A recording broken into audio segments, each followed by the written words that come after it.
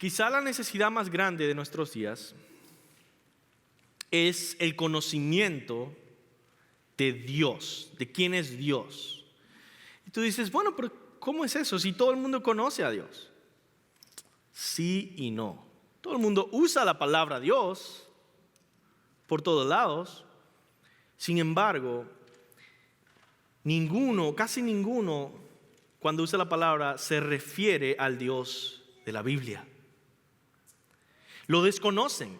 Es algo que no se habla muchas veces y no se profundiza en este tema. Se asume que la gente sabe quién es Dios y luego sus vidas revelan que no lo conocen. Es el punto de Primera de Juan, por cierto. En nuestro pasaje ve especialmente una oportunidad de conocer cómo Dios se relaciona con su pueblo, con el que Él ha hecho un pacto, ¿no? Ahora, no vamos a tener el tiempo hoy para descubrir todas las glorias de Dios, todos los atributos de Dios, todas las excelencias de Dios, pero el pasaje nos revela, yo creo, una porción de Dios que cubre nuestra necesidad de conocer a Dios. Y es la relación que Él tiene con su pueblo, con el que ha hecho un pacto. Por cierto, el sermón de hoy se llama Conoce a tu Dios. Conoce a tu Dios. Por ejemplo, vemos que porque Israel en este momento es el pueblo de su pacto, Él los ama con amor celoso. Ahora, quizás esas dos cosas para ti son raras. ¿Qué significa pueblo de su pacto y qué significa amor celoso? ¿No? Son cosas raras, pero son cosas bíblicas. Y la razón por la que no entendemos esto es quizá porque no hemos profundizado mucho en quién es este Dios de la Biblia. Primero, amor celoso significa no un amor enfermizo, sino un amor fiel y un amor que defiende a su pueblo. Un amor que se mantiene aunque su pueblo no lo merece y aunque su pueblo aún peca. El Señor no va a dejar, porque le ama, no va a dejar que se descarríe, sino que le va a defender, aun si fuera de sí mismo, para no desviar su camino, para no desviar tu progreso de santificación. Él te va a amar celosamente, Él te va a amar de tal manera que va a ver que tú progreses en conformidad a Cristo. Mucha gente tiene una idea de amor que es simplemente Él va a tolerar todo lo que hagas y no te va a decir nada. Eso es amor. No. Él tiene un amor celoso. ¿Por qué? Porque Dios es santo y santo significa apartado. Tú has sido santificado, tú has sido apartado para Dios. Y cuando Dios tiene un amor celoso por ti, te va a mantener apartado para Él. ¿Apartado de qué?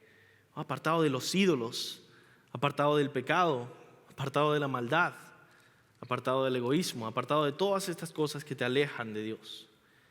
Ese amor celoso es algo bueno. Ahora, ¿Dios tiene un amor celoso por cada ser humano, individuo? Esa es una parte bien difícil de entender.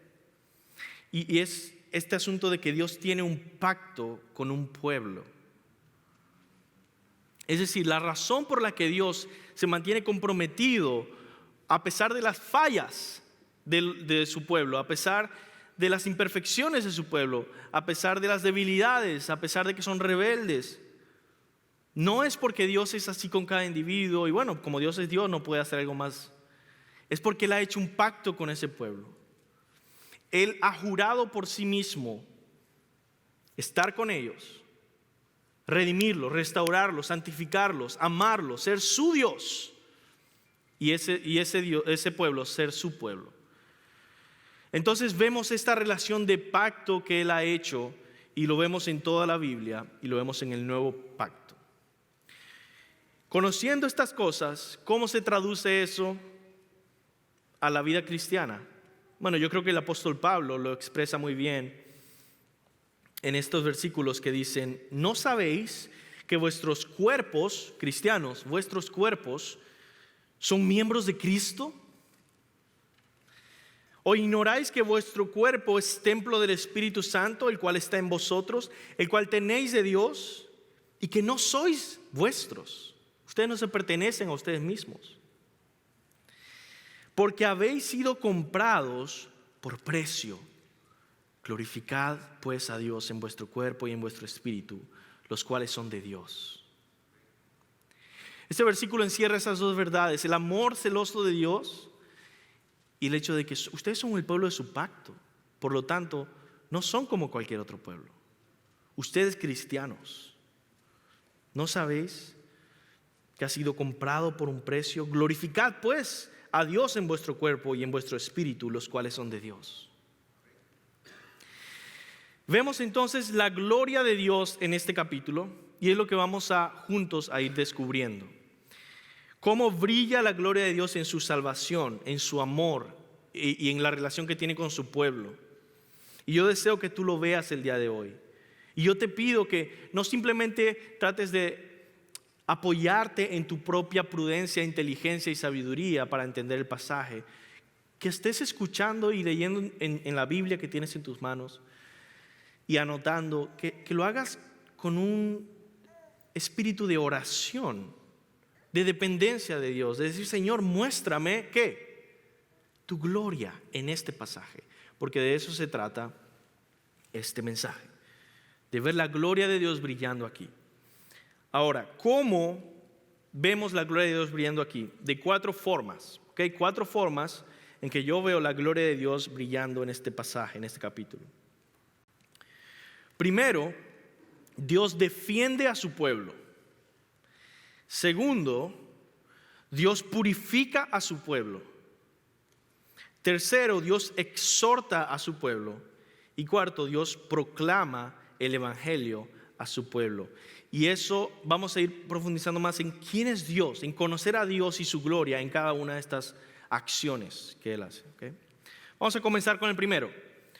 Dios defiende a su pueblo. Versículo 1 al 2. Dice así: me mostró al sumo sacerdote Josué, el cual estaba delante del ángel de Jehová, y Satanás estaba a su mano derecha para acusarle. Y dijo Jehová a Satanás: Jehová te reprenda, Satanás. Jehová, que has cogido a Jerusalén, te reprenda.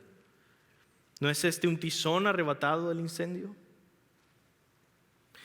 Vemos estos personajes: Josué, el sumo sacerdote, como Josué no el que llevó a Israel a la tierra prometida, sino Josué, ese Josué que fue el primer sumo sacerdote después del regreso del exilio. La restauración de Israel es este Josué, sumo sacerdote, líder espiritual de Israel. Él está en esta visión, él está delante del ángel de Jehová. ¿Qué es el ángel de Jehová? El ángel de Jehová aparece muchas veces en el Antiguo Testamento y es una teofanía. ¿Qué es una teofanía? Una teofanía es una aparición de Dios. Por ejemplo, cuando vemos el arbusto que arde, ¿no? Cuando se le aparece a Moisés y dice: yo soy el que soy, es una teofanía, una aparición de Dios. Cuando vemos la nube que sigue a Israel durante el día y el fuego que lo sigue durante la noche, que es la presencia de Dios, Shekinah, eso es una teofanía, una aparición de Dios, una aparición física de Dios. El ángel de Jehová, por cierto, la palabra ángel simplemente significa mensajero en hebreo y en griego también.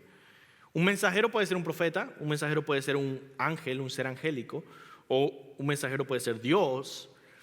Entonces estamos hablando de el mensajero de Jehová. Y muchos creen que este es Dios el Hijo, porque al mismo tiempo es Dios y al mismo tiempo es enviado por Dios. De tal manera amó Dios al mundo que ha enviado a su Hijo. Y su Hijo también es Dios. Eso es la Trinidad, un solo Dios, 3 personas. Y Satanás está a la mano derecha del sumo sacerdote acusándole, o está listo para acusarle. a Josué. Esta visión es un poco tenebrosa, ¿no? Ves a Satanás ahí, ves a la gloria de Dios que es más temible y ves a este sumo sacerdote. Y luego, sorprendentemente, aparece el versículo 2. ¿Qué dice? Dijo Jehová a Satanás: Jehová te reprenda, oh Satanás, Jehová que ha escogido a Jerusalén te reprenda. ¿No es este un tizón arrebatado del incendio? Tú tienes que ver aquí la imagen como una película. Está ahí indefenso el sumo sacerdote, Satanás listo para acusarle. Ante la presencia de Dios, el sumo sacerdote en temor a Dios. ¿Y qué hace? Dios defiende a Josué. Recuerden que la función del sumo sacerdote, la primera función, es representar al pueblo de Dios. Es como si fuera todo Israel en una sola persona, ante Dios, con Satanás dispuesto para acusarle, y Dios viene y defiende a su pueblo. Lo primero entonces que quiero yo que veas de la gloria de Dios aquí en esta porción de la visión es que Dios se muestra glorioso aquí como un guerrero defensor, como alguien que es absolutamente poderoso y superior a cualquier otra cosa y a cualquier otro poder, y que lo está usando para tu beneficio y para defenderte a ti. Por cierto, si a ti no te gusta la frase el temor a Jehová, tú dices, eso está raro de temer a Jehová. Eso es algo malo. Que si tú no temes a Jehová y si tú no quieres temer a Jehová, tú vas a elegir pensar y adorar un Dios que no es temible, que no es poderoso y por lo tanto un Dios débil que ni siquiera puede defenderte. Pero cuando tú puedes temer a Jehová y saber su majestad, su gloria, su poder, y cuando Él viene a defenderte, tú dices, ¿de quién he de atemorizarme? Si este Dios ante quien tiemblo, ahora está a mi favor. Y dice la palabra de Dios en una porción de en Éxodo: entonces cantó Moisés y los hijos de Israel este cántico a Jehová y dijeron: cantaré yo a Jehová porque se ha magnificado grandemente. Fija el canto de Moisés cuando alaba a Dios como un guerrero poderoso que está con él. Ha echado en el mar al caballo y al jinete. Jehová es mi fortaleza y mi cántico y ha sido mi salvación. Este es mi Dios y yo lo alabaré, Dios de mi Padre, y lo enalteceré. Jehová es varón de guerra, Jehová es su nombre. Echó en el mar los carros del faraón y su ejército, y sus capitanes escogidos fueron hundidos en el mar Rojo. ¿Cómo puede ser esto posible?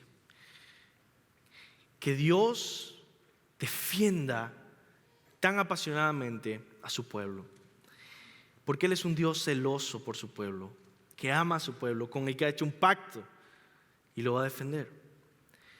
Aunque tú no te sientas digno de ser defendido, Dios es celoso por su pueblo, tiene un amor inquebrantable por su pueblo con el que ha hecho un pacto.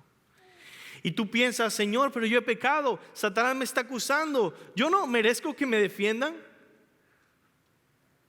Y Dios dice, a mí no me importa, yo no lo hago porque tú mereces ser defendido, yo he hecho un pacto contigo. Nuevo pacto en su sangre. Y eso es increíble. Tú puedes profundizar en esto toda tu vida cristiana y entender más cuán profundo va el nuevo pacto y cuán beneficioso es para nosotros. Por cierto, eso es lo que me duele tanto de algunos sectores que se llaman cristianos que no abrazan el nuevo pacto, que quieren abrazar el antiguo pacto y no dejarlo.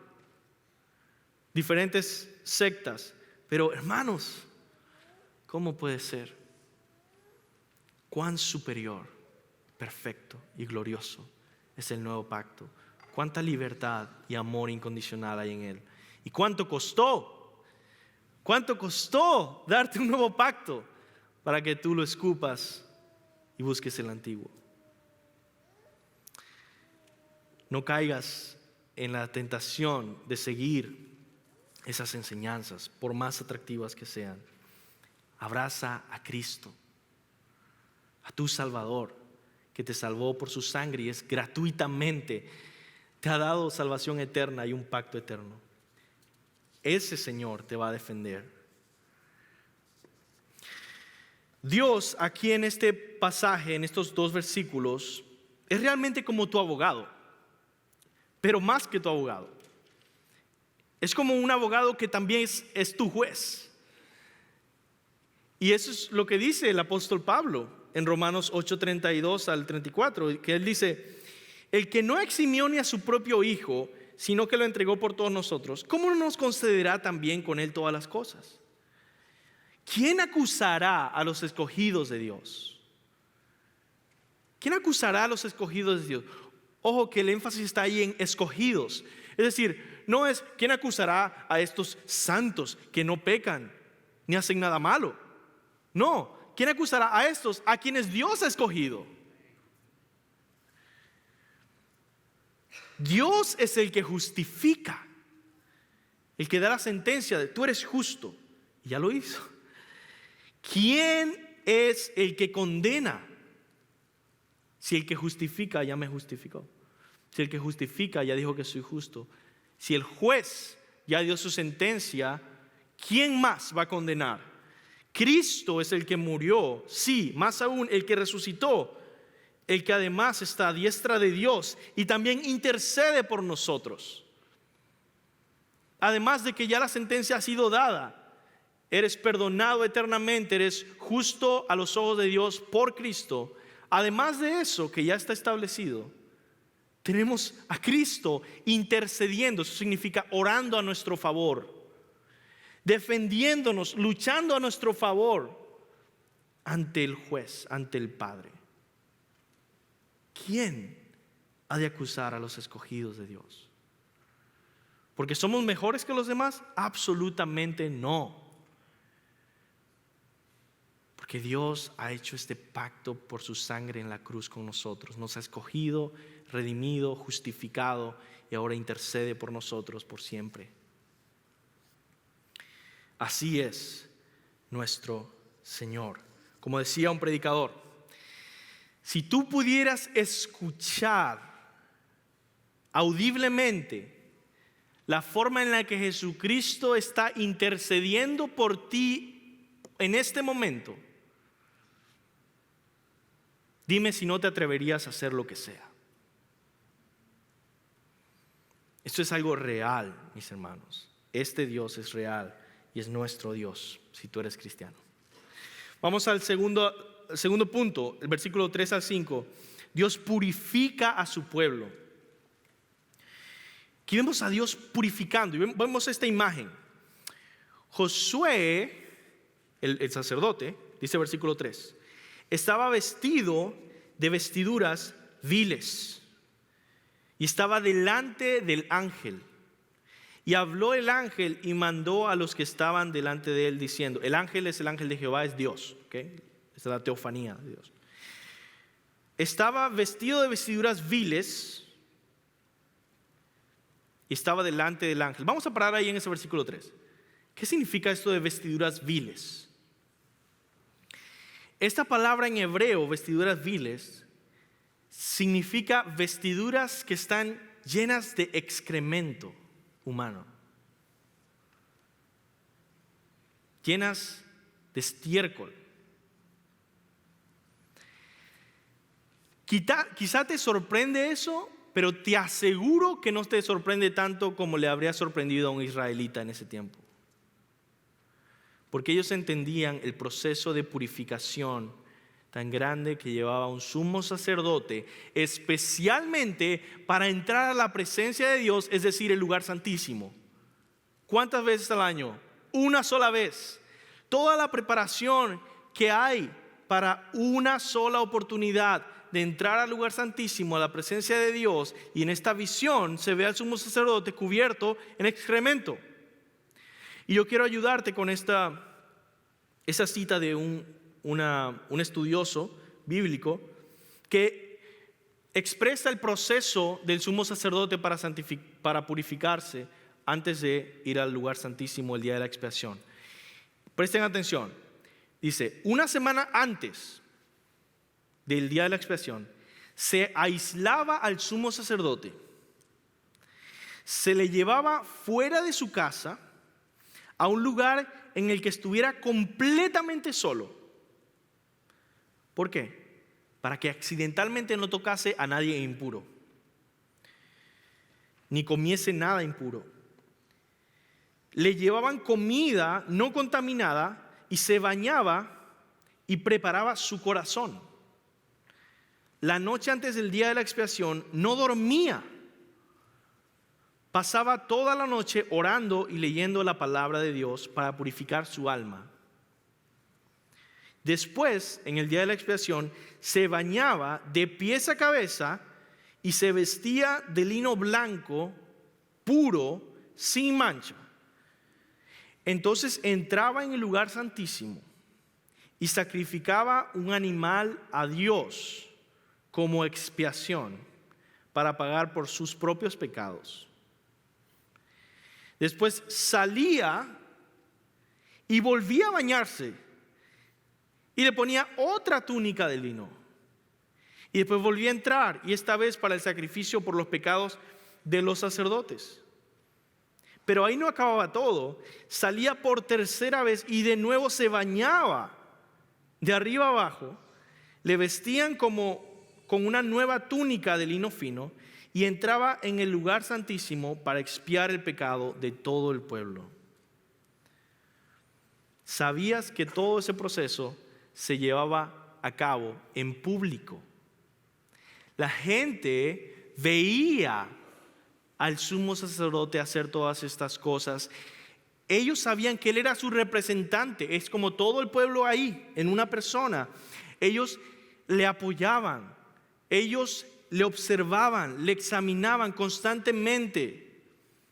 Y ahora viene el profeta Zacarías y les da esta visión donde Josué, el sumo sacerdote, estaba vestido con vestiduras de excremento ante la presencia de Dios en el lugar santísimo en el día de la expiación. ¿Ya vas entendiendo cuán impactante es esta visión? ¿Qué significa esto? ¿Qué significa estas vestiduras? Obviamente, mis hermanos, nadie dejaría que él entrara físicamente vestido en excremento. Es una visión de cómo Dios te ve a ti espiritualmente. Como Dios ve a Josué, el sumo sacerdote, espiritualmente, y como Dios ve al pueblo de Israel espiritualmente. Impuro, lleno de pecado, con una impureza insoportable. Y este es el asunto. Tú aún jamás, ninguno de nosotros ha llegado ni siquiera al 2% de entender cuán pecaminosos somos, cuán impura es nuestra alma ante el Señor, cuánta necesidad tenemos de rescate y redención. Somos tan superficiales, no podemos ver como ve Dios. Somos tan superficiales que nuestra justificación es: bueno, pero yo no he matado a nadie. Y no entendemos la santidad de Dios y la pureza de sus ojos. Y esta visión nos lo deja ver por un momento. Ahora, qué sorprendente es lo que hace Dios. Dice que Dios habló. Dice, habló el ángel, ese es Dios. Habló y mandó a los que estaban delante de él diciendo: quitadle esas vestiduras viles. Y a él le dijo, al sumo sacerdote: mira, que te he quitado de ti tu pecado. Amén. Y te he hecho vestir de ropas de gala. Y después dijo, pongan mitra limpia sobre su cabeza, y pusieron una mitra limpia sobre su cabeza y le vistieron las ropas, y el ángel de Jehová estaba en pie. Dios estaba en pie. Otra vez, una imagen preciosa del evangelio de salvación. Tú entiendes tu pecado y Dios viene y dice, he quitado de ti tu pecado. Lo he quitado. Y yo quiero anunciarte esas buenas noticias una y otra vez. Si tú eres un creyente, Dios ha quitado esas vestiduras viles. Y eres justo ante sus ojos. Sin embargo, pecamos. Y por eso es el proceso de santificación, para cada vez crecer más en eso que ya Dios ha decretado, ha establecido, ha dicho en su juicio, justo, puro, con vestiduras santas. Queremos cada día crecer más en la identidad que Dios tiene para nosotros. Si tú no eres creyente, si tú no eres cristiano, si tú dices quizá lo estoy pensando, si tú dices soy muy joven todavía, si tú dices no sé, apenas estoy visitando, déjame escuchar más. El Señor no va a tolerar ni un segundo de impureza en su presencia. Hoy mismo, en este momento, te puede consumir de forma justa, pura y santa por tu pecado. Te está ofreciendo quitar tu pecado y tú dices no, gracias. Corre a Jesucristo el día de hoy y encuentra a tu Salvador ahí, que te quitará las vestiduras viles y te pondrá de gala. Dios se muestra aquí glorioso como un sacerdote salvador, como alguien que purifica. Y yo quiero que veas otra vez la gloria de Dios en esto. Vimos la gloria de Dios en el primero como este defensor. Ahora vemos la gloria de Dios aquí como este que purifica y salva y redime. Y yo quiero que lo veas como este fuego santo que con sus escogidos no los consume, sino que los purifica, los perfecciona y los embellece. Y ese es el punto, de que cuando hay metales preciosos como el oro, el fuego lo que hace es purificarle, es perfeccionarlo y embellecerlo. Pero si es un pedazo de palo, lo consume y lo destruye. Así se ve este Dios santo en esta visión. Pero también se ve, mis hermanos, no sé si a quién se le vino a su mente mientras leía esta porción de la Escritura, el hijo pródigo, en la historia del hijo pródigo. Aquí Dios se ve como el padre que recibe a su hijo, que lo único que ha hecho es pecar. Y lo recibe, y en vez de consumirlo, castigarlo y matarlo, lo cual tenía derecho en esa época y en ese tiempo, lo recibe con un abrazo. ¿Y qué hace? Le viste y le pone un anillo de oro y le hace un banquete y en fin le celebra y le pone en alto. Ese es el evangelio en tu vida otra vez. Si nosotros no entendemos el evangelio cada día de una manera más profunda, no vamos a crecer como cristianos. Muchas personas creen que crecer como cristiano es conocer más mandamientos, conocer más reglas, conocer más artistas cristianos, conocer más libros cristianos, tener más títulos, tener más responsabilidades en la iglesia. Eso no es crecer como cristiano, eso no es crecer como hijo de Dios. ¿Sabes qué es crecer? ¿Cómo se ve ese proceso? Cada día entendiendo el evangelio de una manera más profunda, como lo estamos haciendo en este momento. Ver en el evangelio de Jesucristo crucificado, que cualquiera que pasa por ahí no ve ni hermosura, nada que ver ahí. Y luego tu mente va cambiando y dices, oh, veo un poco más de gloria. Ese es Dios defendiéndonos. ante nuestra condenación. Oh, veo, ese es Dios purificándonos de nuestros pecados. Y cada porción, cada página de la Escritura te va mostrando más profundo el Evangelio. Sigue en esta ruta, jamás te desvíes de esta práctica. Vamos al tercer punto, versículos 6 al 7. Continúa la visión. La visión se pone cada vez más interesante. Ahora Dios exhorta a su pueblo. Y dice, el ángel de Jehová amonestó a Josué.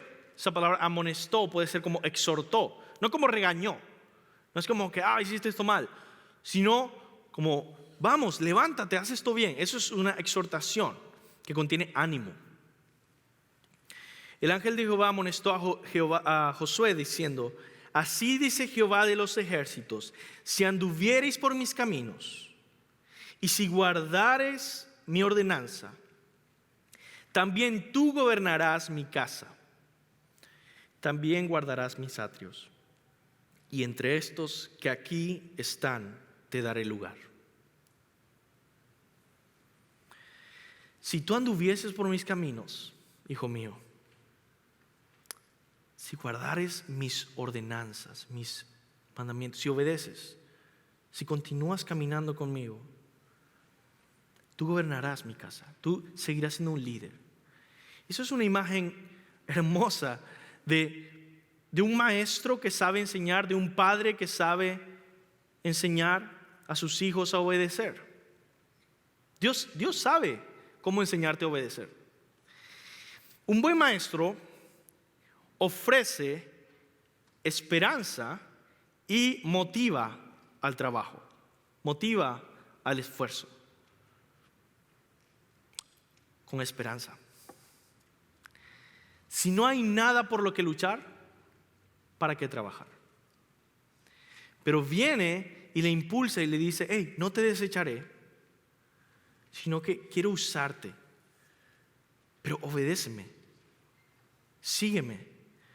Porque ¿cómo va a ser un sumo sacerdote útil si no me obedece y sigue mis ordenanzas?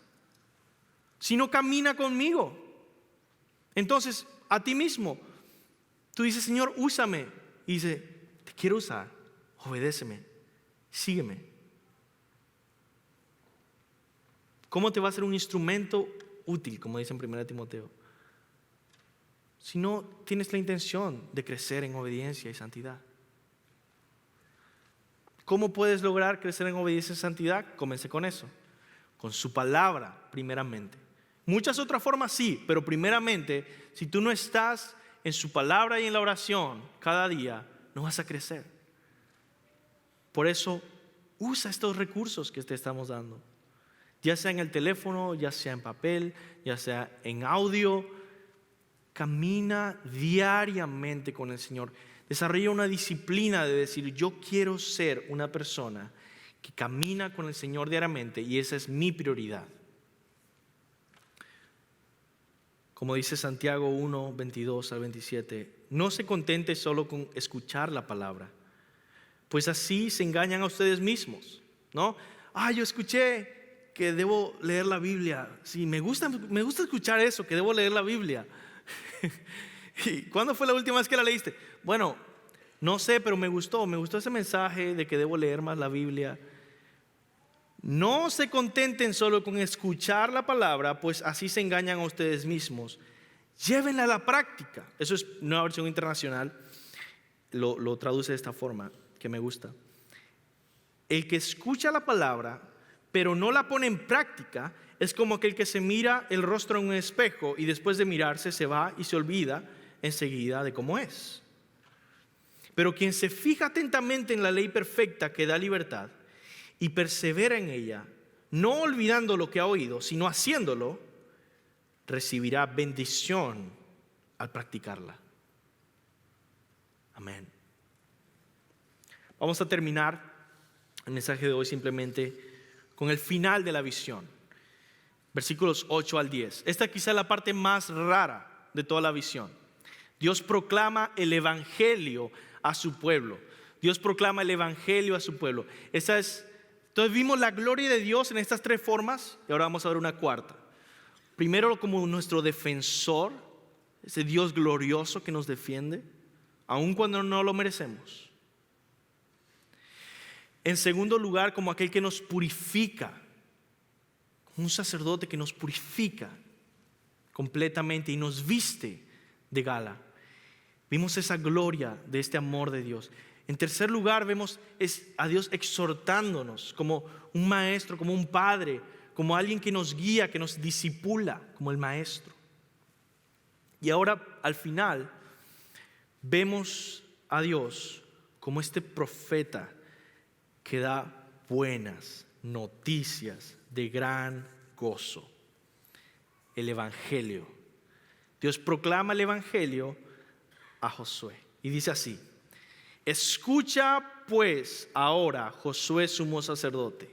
Cuando alguien empieza a hablarte así es como que ok, ahora viene algo bueno, ¿no? Escucha pues ahora, Josué sumo sacerdote, tú y tus amigos que se sientan delante de ti. Esos son otros sacerdotes. Hay muchos sacerdotes, un solo sumo sacerdote. Porque son varones simbólicos. Entonces, esta palabra simbólico significa símbolos proféticos. He aquí, y ahora empieza a predicar el Evangelio. He aquí, yo traigo a mi siervo el renuevo.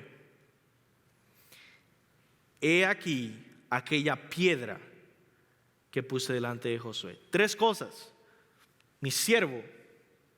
Segundo, el renuevo. Tercero, la piedra. Las tres se refieren a un futuro Salvador, Mesías, Jesucristo. Primero dice mi siervo.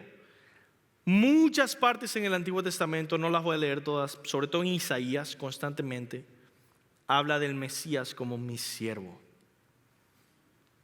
Hablando de que va a cumplir la voluntad de Dios y el plan de Dios. Y luego vemos esta palabra que es súper difícil de entender: el renuevo. ¿Qué es el renuevo? Bueno, la definición de diccionario es un tallo que brota de un árbol o de una planta después de ser podado o cortado.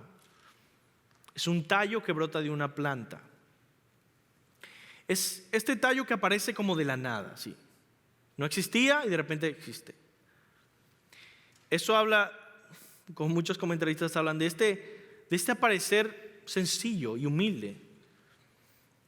¿Pero de quién? Porque muchas veces en el Antiguo Testamento se habla del renuevo o el tallo de David. Es esta descendencia de David, pero que aparece en esta humildad, casi desapercibido, débil, casi solitario, de la nada. Vemos este título muchas veces en el Antiguo Testamento refiriéndose a Jesús. Y por el final llegamos a la piedra. Ahora, él se toma más tiempo hablando de la piedra. Dice: he aquí aquella piedra que puse delante de Josué. Ahora, esa piedra, yo creo, y muchos creen, que es la piedra angular de la construcción del templo. Una piedra angular es una piedra simbólica, una piedra que es la primera piedra de la edificación. Entonces, si yo voy a comenzar un edificio acá, yo tengo que comenzar por algún lado. Usualmente comienzo por la esquina, lo dejo ahí y aquí empiezo a ver las demás medidas. Esa piedra es la piedra angular y muchas veces tenía una inscripción. Y vemos aquí aquella piedra que puse delante de Josué. Sobre esta única piedra hay 7 ojos. He aquí, yo grabaré su escultura, dice Jehová de los ejércitos. Vamos a pausar con los 7 ojos. Muchas veces en las profecías hebreas hablan de ojos, muchos ojos. Y usualmente el número 7 significa perfección, con plenitud, muchas veces en la teología hebrea. Estos ojos muchas veces tienen que ver con conocimiento.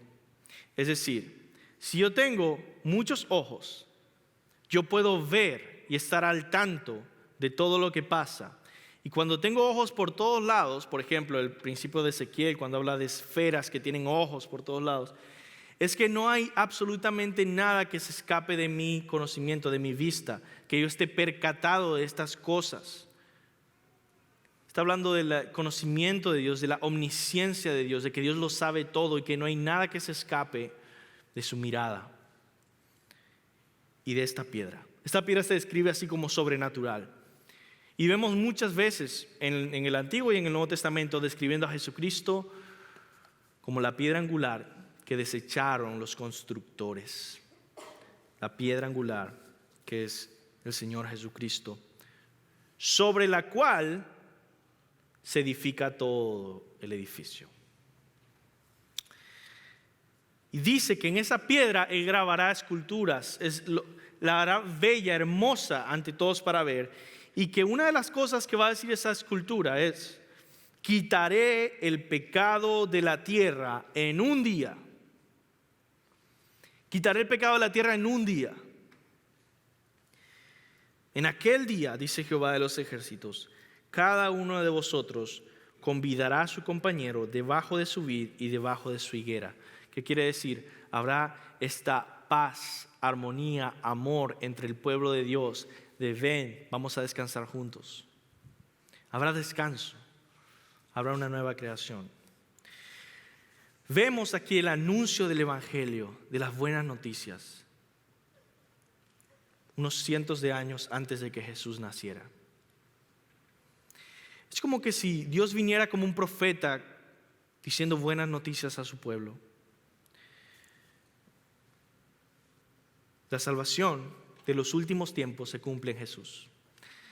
Así que, ¿cómo de forma práctica podemos reaccionar ante esta manifestación de la gloria de Dios como profeta, como defensor, como alguien que purifica, como alguien que enseña y exhorta? Bueno, yo creo que de dos formas. Primero, quiero hablarte a ti si estás indeciso acerca de pertenecer completamente al Señor.